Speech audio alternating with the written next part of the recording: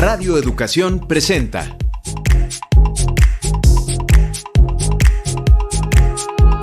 Datos y hechos, información y análisis confiables. Hoy charlaremos con la actriz Pilar Couto acerca de la puesta en escena La inundación en la siembra. La niñez, muchos asuntos por resolver es el tema de nuestro reportaje. En nuestro comentario semanal, la disputa por el poder en la capital mexicana. En el ámbito internacional hablaremos de Birmania, guerra a puerta cerrada. Esperamos disfrute de nuestra selección musical.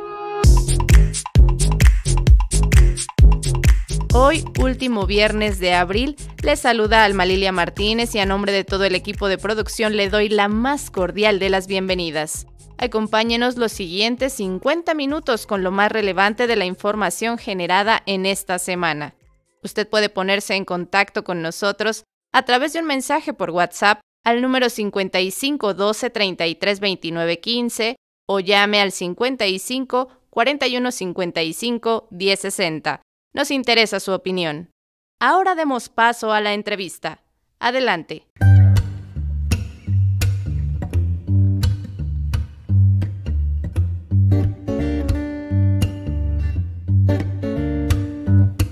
Vislumbres y versiones con Víctor Bárcenas y Pilar Couto. A partir de un libro escrito por Pablo Hoyos, El Delta de los Privados, Ontología Crítica del Poder Punitivo, se realiza una obra de teatro de la cual esta tarde vamos a platicar justamente con Pilar Couto. ¿Cómo estás, Pilar? Hola, bien, gracias, Víctor. Muchas gracias. Cuéntanos de esta propuesta teatral que ustedes están presentando.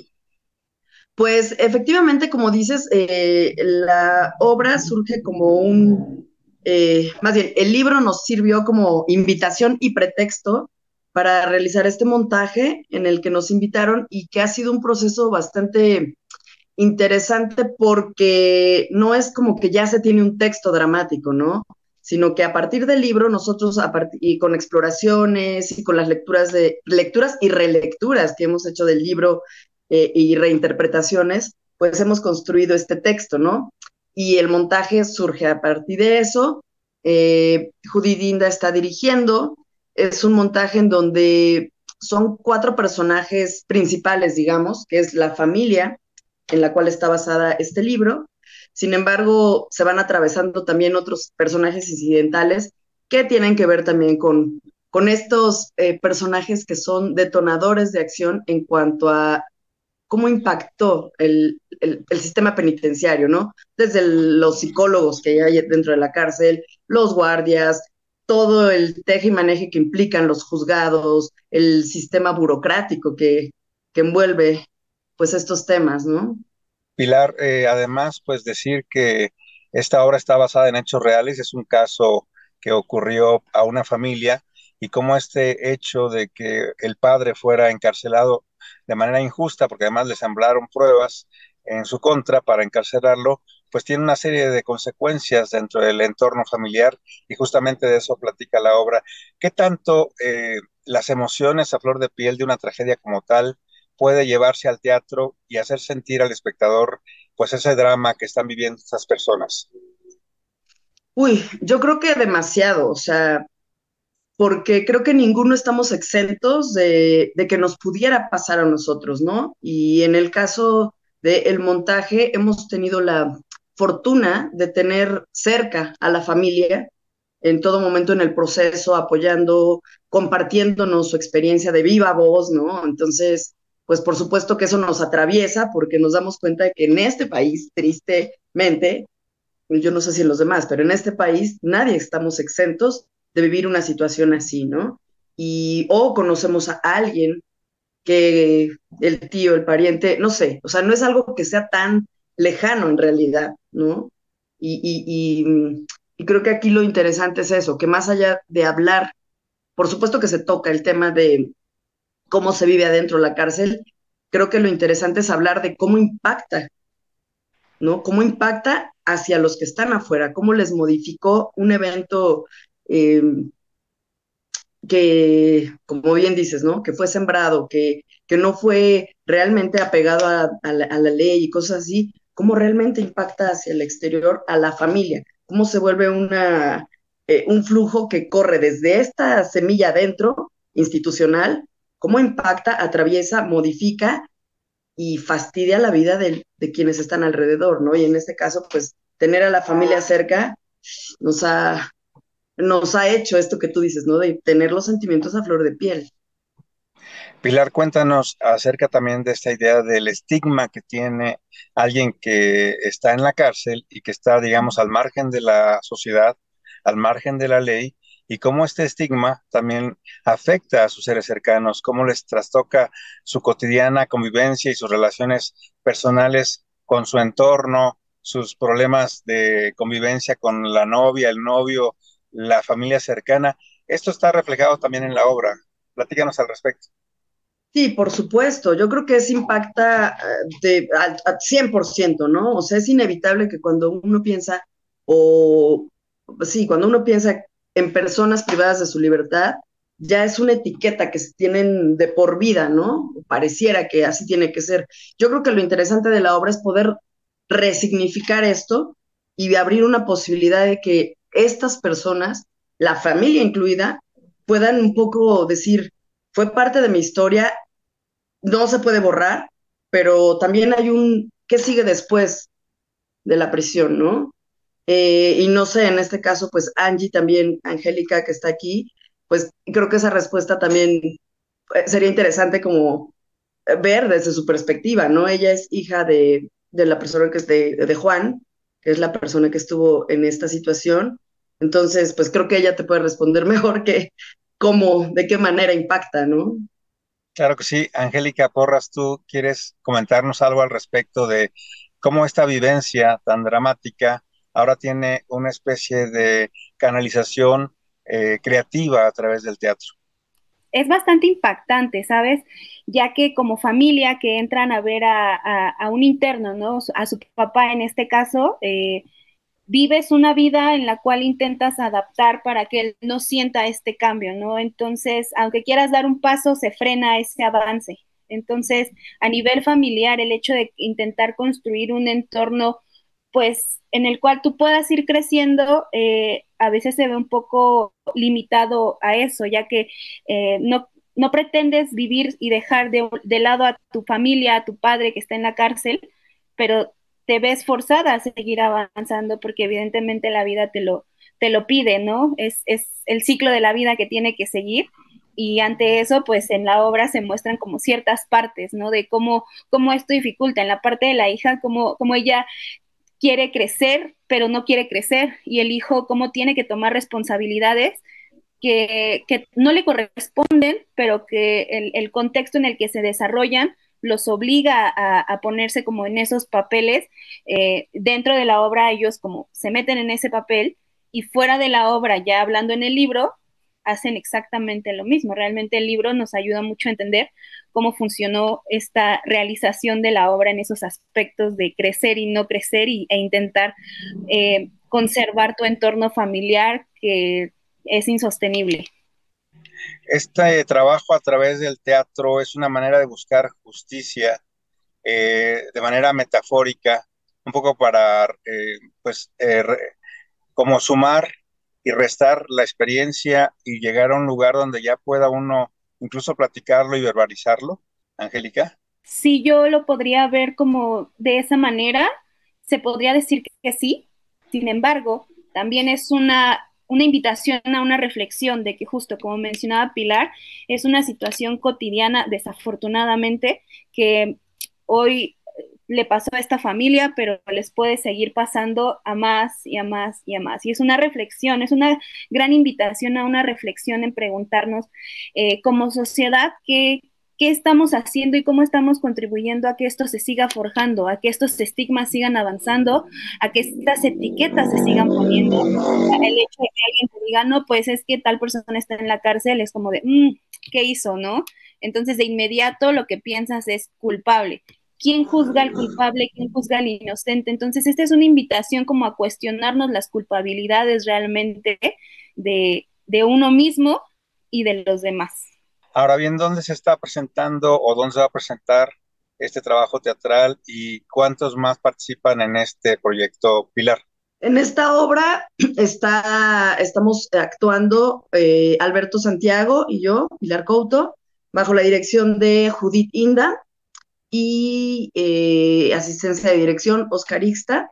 La dramaturgia, como ya dijiste, pues fue una creación colectiva basada en el libro que escribió Pablo Hoyos, y vamos a estar presentándonos en el Teatro Varsovia, que está en la colonia Juárez, me parece que es Varsovia número 9, a una cuadrita de Reforma, y las funciones son los jueves y los sábados de mayo. Son 8 funciones, los jueves a las 8 de la noche, los sábados a las 7. Pilar, cuéntanos, tú también tienes una experiencia previa, pues dando talleres con gente que estaba en reclusión en Santa Marta, Catitla. ¿Cómo te fue con ellas, con estas mujeres a las cuales tú les llevaste esta parte de la vinculación al teatro? Pues en realidad trabajé con mujeres y trabajé también con hombres. Fui a distintos reclusorios y creo que siempre he pensado que el arte tiene la capacidad de suena utópico decir, es que el arte transforma, ¿no? Eso sería lo ideal, que de verdad pudiéramos decir el arte transforma. Lo que sí creo es que el arte sí abre posibilidades de imaginar otros mundos posibles, ¿no?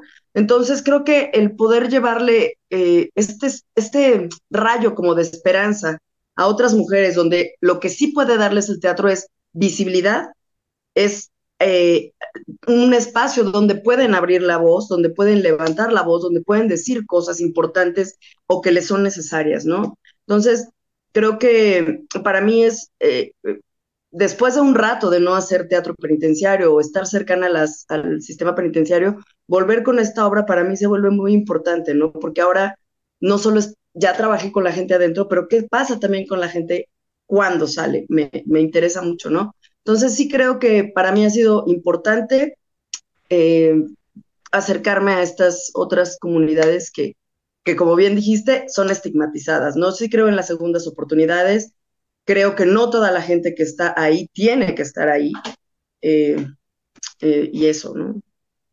Pilar, también yo creo que esto es una reflexión colectiva en torno a nuestro, pues, complicado e injusto sistema de procuración de justicia.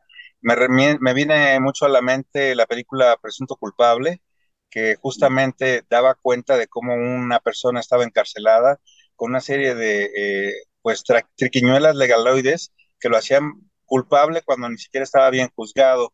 ¿Ocurrió lo mismo en este caso que ustedes están planteando en esta obra de teatro?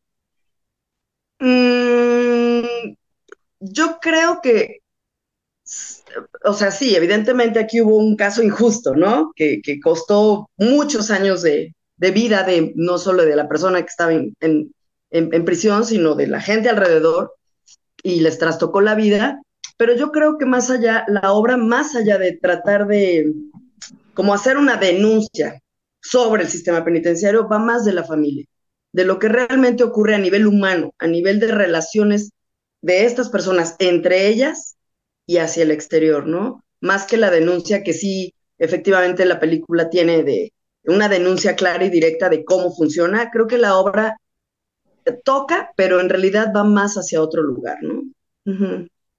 Va hacia la reflexión de cómo reconstituirse como familia después de esta experiencia tan cruda. Exacto, más por ahí, ¿no? Ok, entonces se está presentando. ¿A partir de qué fecha están en activo estas funciones? Estrenamos el jueves 2 de mayo y de ahí en adelante todos los jueves y sábados de mayo. ¿Va a ser una larga temporada o ya tienen programado cuándo concluye? Pues son 8 funciones únicamente. Son 4 fines de semana, jueves y sábados. Uh-huh. Perfecto, Exactamente, y todo mayo. todo mayo. ¿Y proyectos futuros que tengan aparte de este trabajo, Pilar Couto? Couto. Couto. Sí, perdón. No te preocupes. Pues por lo pronto nos interesa este proyecto, moverlo mucho, ¿no? Hay posibilidades eh, pues de dar a conocer esta historia en otros estados, ya por ahí hay algunas funciones programadas en Monterrey y en algunos otros lugares, Y vaya, digamos que es el primer encuentro que tenemos este equipo de trabajo y vaya, esperemos que después surjan otras necesidades de hablar de muchas otras cosas. Por lo pronto es este, ¿no? Pues muchísima suerte y confiamos en que la gente va a estar interesada en ver esta propuesta que hacen a nivel escénico y pues mucha suerte como siempre y esperemos llenos totales en estas funciones. Esperemos que así sea y uno pensaría que además el teatro penitenciario tiene que ser una cosa dramática, melodramática. Aquí creo que es un montaje que se van a reír, van a reflexionar, se van a conmover, y se van a dar cuenta que no estamos tan alejados de verdad, de poder ser alguien que está ahí. Y eso nos llevará a una reflexión de qué lado estamos, ¿no? Entonces, Pues pues ahí la está, invitación está abierta. ahí queda la invitación abierta. Muchísimas gracias, Pilar Couto, también a ti, Angélica Porras, y mucho éxito en este planteamiento que hace. Muchísimas gracias, Víctor. Día de lluvia trae paz a la tierra, sobre los campos secos a la espera, vibra este suelo libre. Agua de lluvia lava la cosecha, adorna las ventanas de poetas, brota la melodía. Y aunque merme la luz y pierda la línea el horizonte, recuérdanos el norte que hace tiempo tiene sed nuestro interior. Día de lluvia trae paz a la tierra hoy.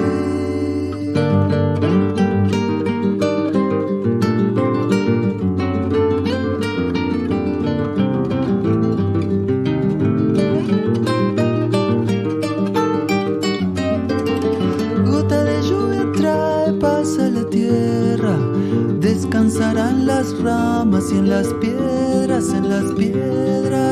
dejará su destino. Agua de lluvia trae la brisa fresca al intenso verano de las sierras cordobesas, han de dormir tranquilas. Y aunque merme la luz y pierda la línea el horizonte, recuérdanos el norte que hace tiempo tiene sed nuestro interior. Día de lluvia trae paz a la tierra hoy. Agradecemos a la actriz Pilar Couto y los invitamos a que vayan a ver la obra Inundación en la siembra, Disentimiento de la prisión, adaptación del libro de Pablo Hoyos dirigida por Judith Inda. Actúan Pilar Couto y Alberto Santiago. Se presentan todo el mes de mayo, los jueves a las 20 horas y sábados a las 19 horas en el Teatro Varsovia, ubicado en Varsovia número 9, a unos metros del Ángel de la Independencia, Colonia Cuauhtémoc. Escuchamos Día de lluvia del músico argentino Juan Payo Touch. En su familia siempre hubo música. De hecho, junto a su hermano menor, forman la banda Touch, que suena desde hace ya 16 años. En 2020 lanzó su disco solista llamado Juan Payo Touch. También forma parte de la banda Cucus, junto a su compañera Julie Baravalle. Juan Payo dice: recuerdo esos años como muy salvajes. Salíamos a la calle desde muy chiquitos a jugar porque en el pueblo no pasaba nada y había mucha sensación de tribu, de familia. En mi casa hubo música desde siempre. Somos 6 hermanos y mis papás eran amantes de la música. Mi papá cantaba. Tengo el primer recuerdo de Chávez como de mucha música y de poder salir con los amiguitos en cualquier momento a jugar. Fue en segundo año de la secundaria. Ahí me empecé a definir por la música porque el colegio no me importaba tanto. Aquel pueblo siempre estuvo más ligado a mi corazón. El barrio Pueyrredón tomó significado más de grande. Escuchemos ahora el reportaje. Adelante.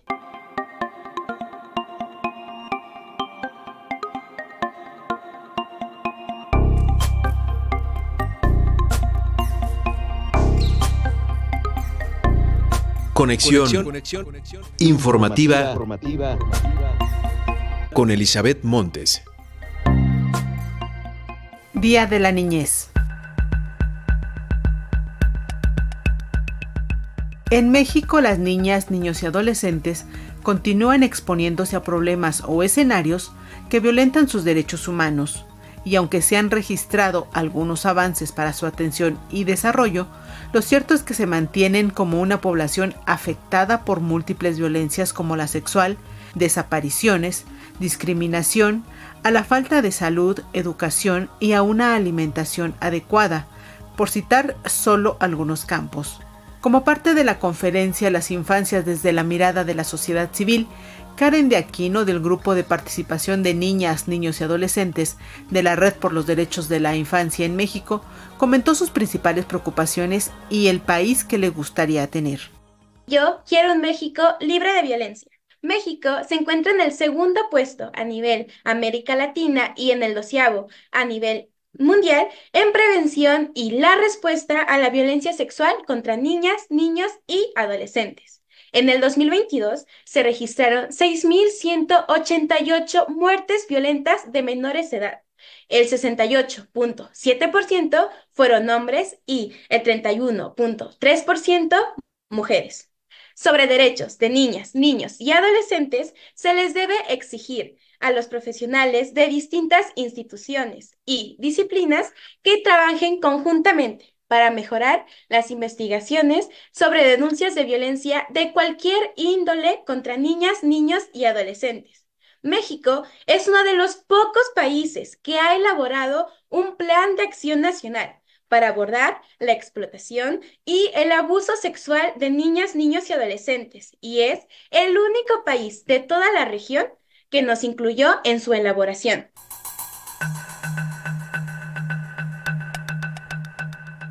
En el marco del 30 de abril, Día de la Niñez en México, cabe recordar que en nuestro país cifras del censo 2020 publicadas por el INEGI destacan que hay casi 39 millones de niñas, niños y adolescentes en México, de los cuales 49.3% son mujeres y 50.7% son hombres, por lo que esa población representa el 30.4% de la población nacional. Las entidades con mayor número de personas entre 0 y 17 años en 2020 eran Estado de México, Jalisco, Veracruz, Puebla y Chiapas. Con motivo de esta efeméride, organizaciones no gubernamentales reflexionaron sobre las violencias que limitan la protección y garantía de sus derechos. En ese sentido, Diodema Anelú, de la Fundación Juconi México del Estado de Puebla, entidad que se coloca en cuarto lugar con más niñas, niños y adolescentes, puso énfasis en la problemática de abuso sexual infantil que registra un aumento en ese estado. De acuerdo a los datos recopilados por Juconi y por Predip, en el 2021 se posicionó como la quinta entidad federativa de reportes sobre violencia sexual, más de 300,000 casos, lo cual es alarmante, ¿no? Porque al hacer análisis de las políticas públicas con las que el Estado hace la prevención y la atención de acuerdo al indexado de Shadows, encontramos que los servicios de atención y respuesta son deficientes. Por lo tanto, consideramos que es un momento importante de que estos datos y que todas las estrategias y experiencia que tenemos desde Fundación Juconi podamos ponerla al servicio del Estado para que pueda generar políticas públicas que protejan, ¿no? Porque finalmente la cantidad es alarmante. Y esto ha implicado un 35.4% del incremento de la violencia sexual en el Estado, lo cual dice que necesitamos mejorar la protección de las niñas y los niños. Y sabemos que estos son los casos que se denuncian, sabemos que hay un subregistro y que sabemos que a veces la violencia sexual contra niñas y niños y adolescentes no se dice o no se menciona o no se denuncia. Discriminación y violencia son parte del panorama para las infancias y adolescencias mexicanas. Las entidades en las que se desarrollan también las marca. Por ejemplo, en Chiapas la desaparición de niñas, niños y adolescentes es una de las principales amenazas. Violeta Galicia, de la Red por los Derechos de las Infancias y Adolescencias en Chiapas, Redías, comenta sobre esta situación. El 40% de las desapariciones en general de la población en Chiapas corresponden a infancias y adolescencias, pero también representa el cuarto estado a nivel nacional con mayor cantidad de personas de 0 a 17 años desaparecidas, contrastando con los datos que nosotras y nosotros tenemos. Si recuerdan los 1.500 y cacho que hay registrados en el Registro Nacional, nosotros hemos sistematizado 2.064 casos de niñas, niños y adolescentes, siendo el 2021 el año con mayor número de desapariciones. Y aquí hay como una pequeña animación de cómo ha ido avanzando a nivel general esta problemática. Podemos ver cómo va creciendo en diferentes puntos, siendo principalmente en Tuxtla, San Cristóbal de las Casas y Tapachula los lugares donde se concentran las desapariciones, ¿no? Entonces, consideramos desde Redias y desde Melenchio Joval que la desaparición de niñas, niños y adolescentes debe ser vista como una problemática importante en Chiapas, ¿no?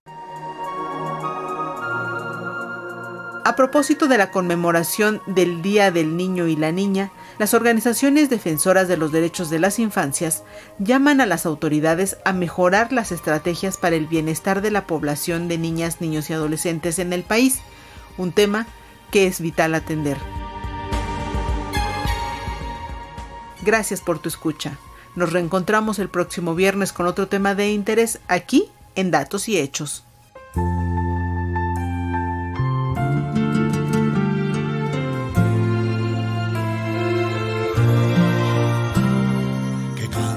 Los niños que alcen la voz, que hagan al mundo escuchar, que unan sus voces y lleguen al sol, en ellos está la verdad. Que canten los niños que viven en paz y aquellos que sufren dolor. Por esos que no cantarán, porque han apagado su voz. Yo canto para que me dejen vivir, yo canto para que sonría mamá, yo canto porque sea el cielo azul, y yo para que no me ensucien el mar. Yo canto para los que no tienen,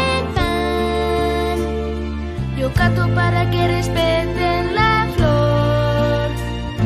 Yo canto porque el mundo sea feliz. Yo canto para no escuchar el cañón. Que canten los niños que alcen la voz, que hagan al mundo escuchar,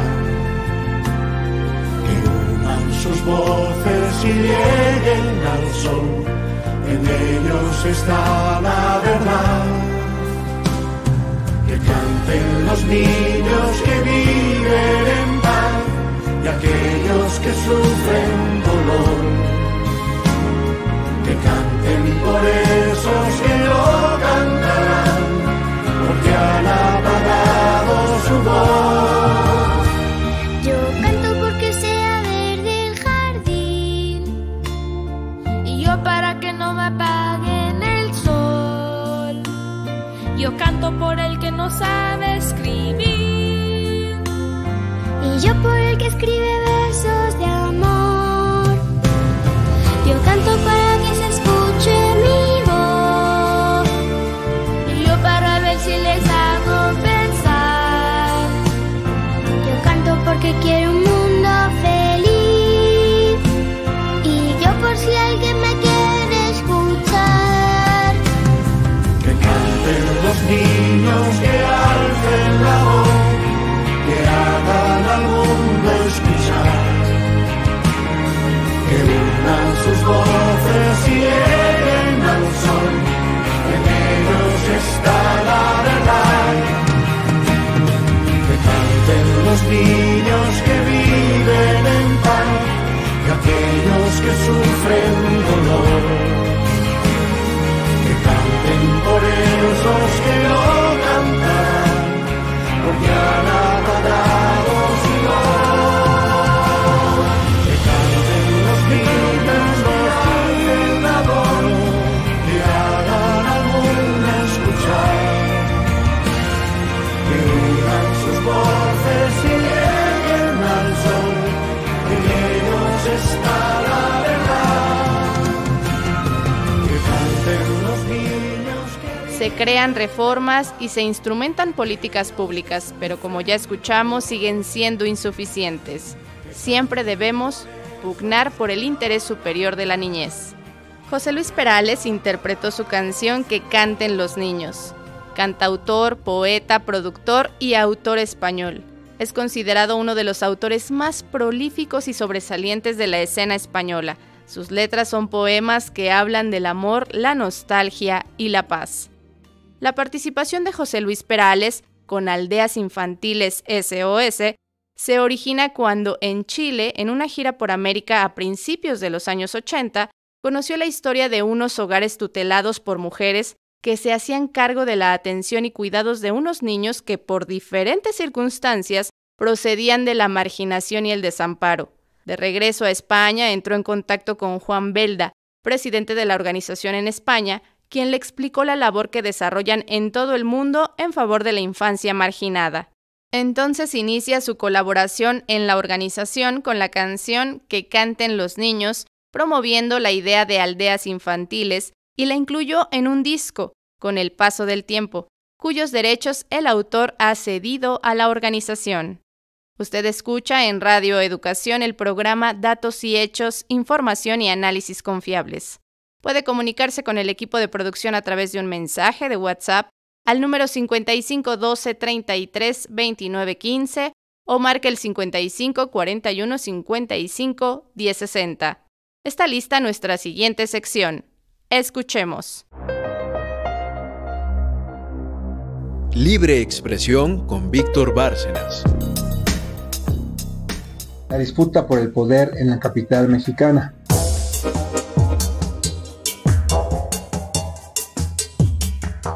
La Ciudad de México es la vanguardia en materia de avances democráticos y construcción de derechos y libertades, desde que en 1997 triunfó Cuauhtémoc Cárdenas con el primer gobierno de la izquierda mexicana.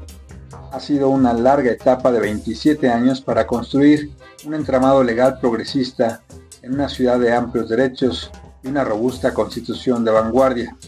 Las demandas de los activismos sociales han encontrado respuesta en los gobiernos emanados desde la izquierda, que han legislado en torno a una agenda de libertades para obtener, entre otros, leyes como la del matrimonio igualitario, la identidad de género, el derecho a la interrupción legal del embarazo, la ley sobre las infancias trans, la eliminación de riesgos de contagio por VIH y una ley en contra de las terapias de conversión.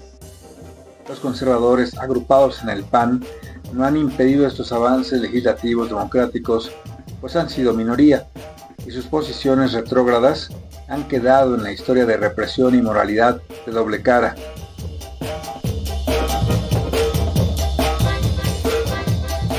No obstante estos avances en otros terrenos, la izquierda, que ha gobernado en la capital del país desde hace 27 años, no ha podido resolver otras graves y complejas problemáticas de la capital mexicana, como lo son el problema de hacer posible el pleno derecho al agua, la gravedad de la contaminación ambiental que daña la salud de sus habitantes, la movilidad y el transporte eficiente y suficiente, la vivienda de carácter social y el desarrollo sustentable de la Ciudad de México. Desde luego que son asuntos complejos por sí mismos, por las dimensiones de la gran ciudad y no de fácil y mágica solución, pero las políticas progresistas y de los gobiernos de izquierda de estos 27 años no han podido proponer y consolidar soluciones de largo aliento y unas políticas públicas que atiendan con consistencia dichos desafíos.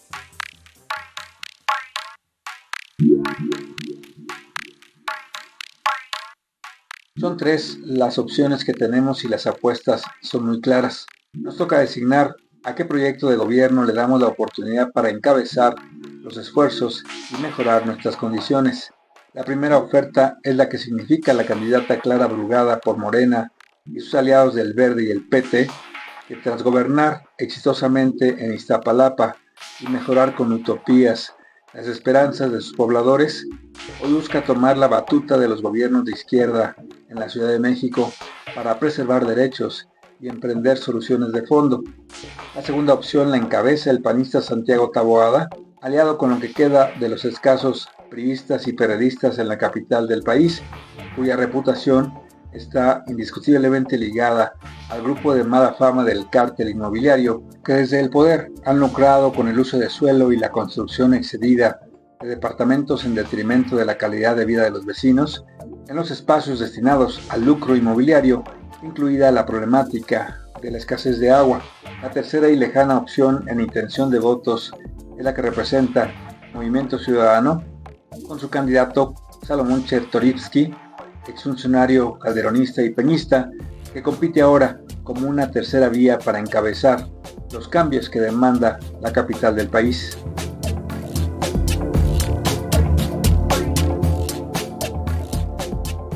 Según el portal Pulse MX, un día después de la realización del segundo debate entre los aspirantes a ocupar la jefatura de gobierno de la capital del país, 6 de 7 encuestas publicadas dieron a Clara Brugada como la ganadora del ejercicio democrático y confrontativo de ideas y propuestas. Las encuestas de Algoritmo, Gobernarte, Electoralia, Factométrica, Hollister y Rubrun dieron rangos de preferencias de entre 46 y 57.6% en favor de la exalcaldesa de Iztapalapa. La única encuesta que otorgó el triunfo tras el segundo debate a favor del panista Santiago Taboada fue la realizada por Massive Caller, que le otorgó 54.6% frente a los 34.8 puntos porcentuales obtenidos para Clara Brugada.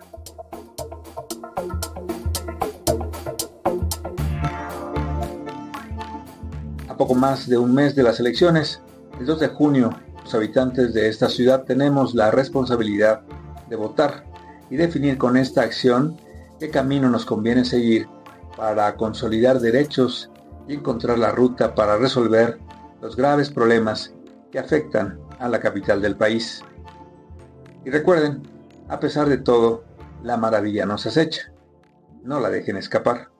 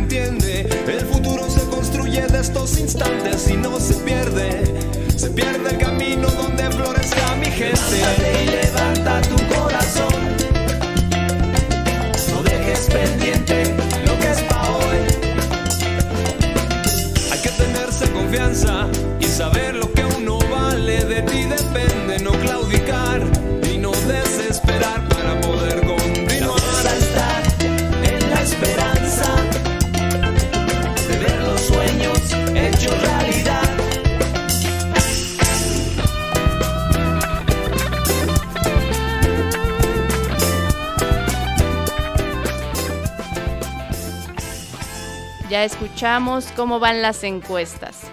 Ejerzamos nuestro voto el 2 de junio en esta gran ciudad, que requiere de alguien con vocación de servicio. En la música escuchamos Que se levante, de Los Rastrillos. La banda se fundó en la Ciudad de México en 1989 y mantiene vigencia. Mezcla el reggae y otros ritmos afrocaribeños con el rock, el punk y el ska, lo que la colocó como una de las bandas más representativas del movimiento alternativo en México, pues no solamente en la capital son admirados, también extendieron su música a otros estados. Rendimos este homenaje en recuerdo a Gerardo Pimentel, Sopi, bajista, vocalista y fundador de la banda mexicana de reggae, conductor del programa Reggae Evolución, transmitido por la estación de radio Reactor del Instituto Mexicano de la Radio. Gracias por la música, la buena vibra, por lo mucho que diste al mundo, tantas vidas tocadas por tu gran calidad humana. Descansa en paz, Sopi. Ahora nos trasladamos a la meseta del Tíbet y la península malaya y ubiquémonos en Birmania. Adelante.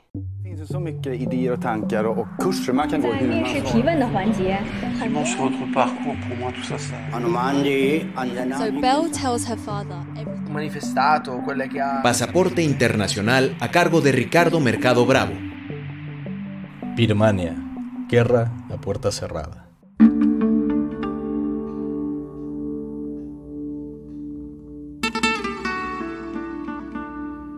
Una maestra de fitness hace una rutina a las afueras del Ministerio de Educación de Birmania. A sus espaldas, sin que ella se percate, comienzan a pasar decenas de convoyes militares. Es el 1 de febrero de 2021 y lo que está pasando al fondo de esta curiosa escena es el golpe de estado militar que tiró a la joven democracia de Birmania.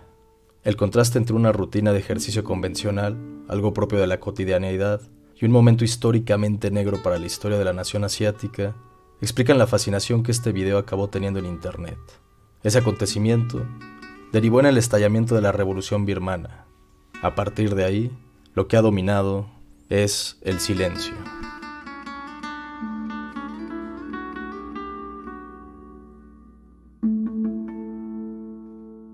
La historia comienza desde que Birmania ganó su independencia del Reino Unido en 1948.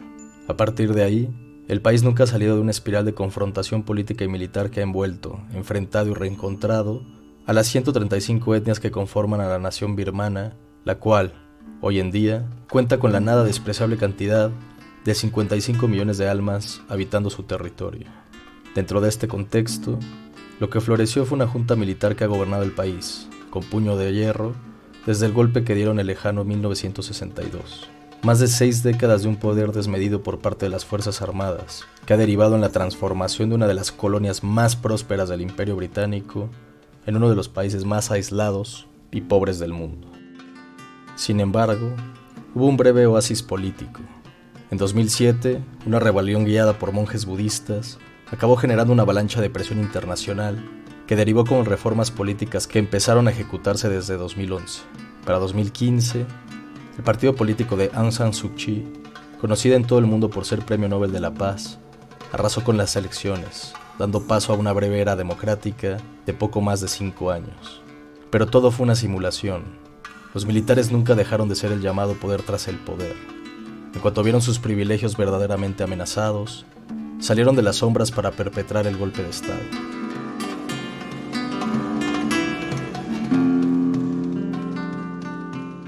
En las últimas elecciones, la Liga Nacional por la Democracia, el partido de Aung San Suu Kyi, arrasó al obtener el 60% de los asientos parlamentarios. Este dato es mucho más impactante si tenemos en cuenta que el ejército ocupa, de facto, el 25% de los escaños. Esto gracias a la Constitución de 2008, que la Junta Militar hizo a modo para simular una apertura ante el mundo. El Partido de la Unión, la Solidaridad y el Desarrollo, un lacayo de los militares, no llegó ni al 6% de los asientos totales del Parlamento birmano, lo que indicó la tremenda sed de cambio de las juventudes de Birmania. Con el golpe de 2021, esos jóvenes que habían probado las mieles del régimen democrático a lo largo de un lustro, salieron a las calles de las ciudades más importantes de Birmania para exigir continuar por la senda de la transformación del país. Lo que encontraron fue una feroz represión por parte de la junta militar que, desde el principio, respondió a las protestas con fuego, matando a cientos de jóvenes y encarcelando a otros. En vez de sembrar un miedo paralizador en los jóvenes, estos fueron escapando hacia entornos rurales, en donde se encontraron con grupos armados que llevaban décadas combatiendo al régimen.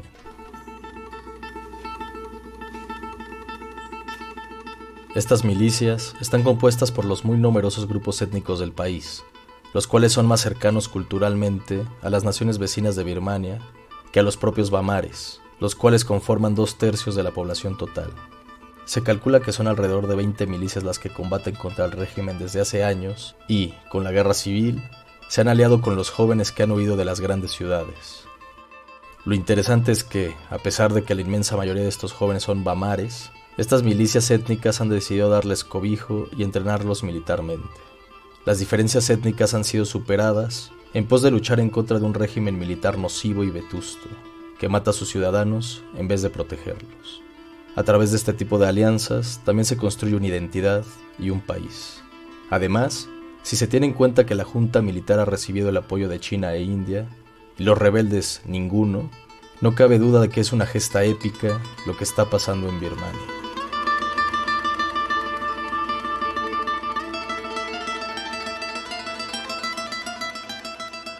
¿Por qué en Occidente no se habla de ello? Porque no le conviene a los países hegemónicos, quienes están dando su dinero y empeño diplomático en apoyar a Ucrania y a la infame invasión israelí en Gaza. Si los ideales democráticos realmente le importaran a los miembros de la OTAN, otra historia estaríamos contando en Birmania. Sin embargo, el panorama está lejos de ser fatídico para las fuerzas que conforman a la rebelión. Todos los opositores al régimen han tomado la bandera del llamado Gobierno de Unidad Nacional de Birmania. Sus combatientes están peor armados, pero son una mayoría cada vez más grande a comparación de las fuerzas bélicas de la junta militar, la cual ha sufrido numerosas deserciones. En suma, los vientos de libertad transitan con fuerza en Birmania. Habrá que estar atentos. Muchas gracias por tu escucha y comentarios. Espero que nos encontremos aquí, en el Pasaporte Internacional de Datos y Hechos, el siguiente viernes.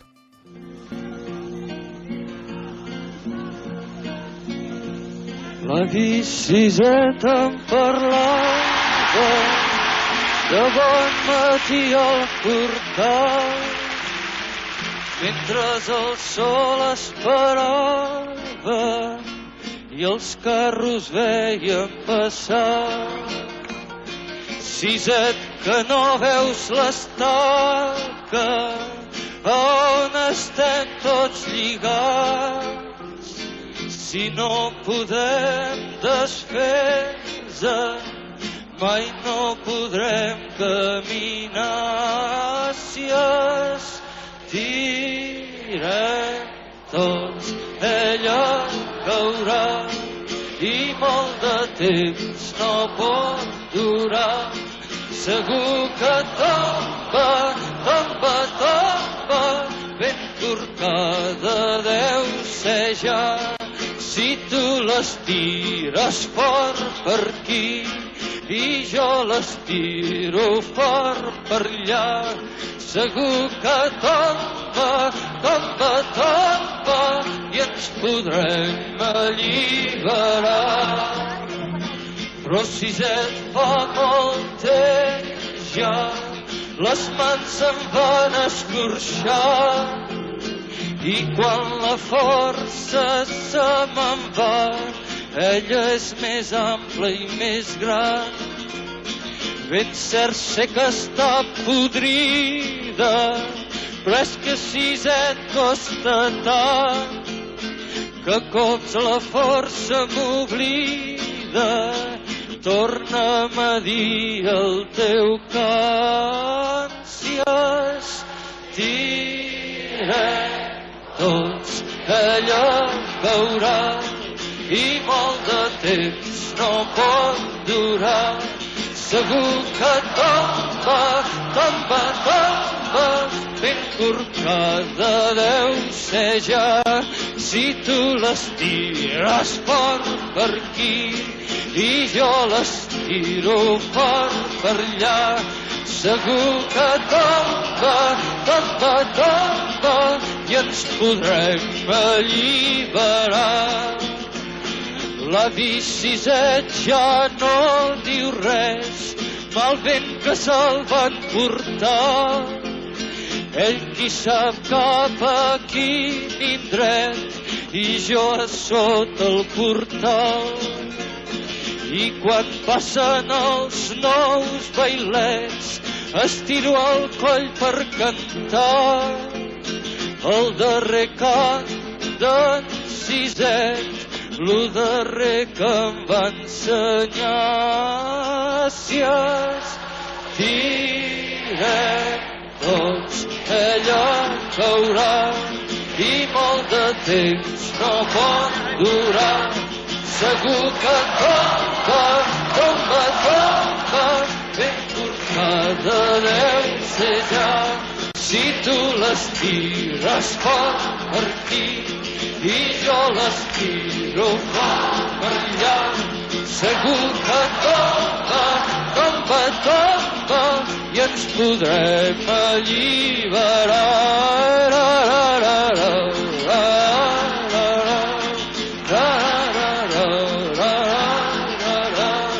Segur que tomba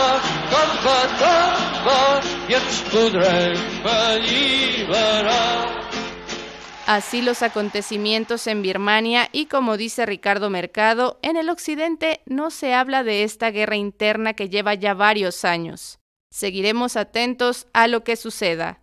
En la música escuchamos La Estaca, popular e histórica canción compuesta en 1968 por el cantautor catalán Lluís Llach. Su canción más popular y más comprometida. Se ha traducido a varios idiomas, ha llegado a popularizarse en muchos sitios. Fue compuesta en plena dictadura del general Franco en España y es un llamamiento a la unidad de acción para liberarse de las ataduras, para conseguir la libertad. Se despide Alma Lilia Martínez a nombre del equipo de producción. Buena tarde.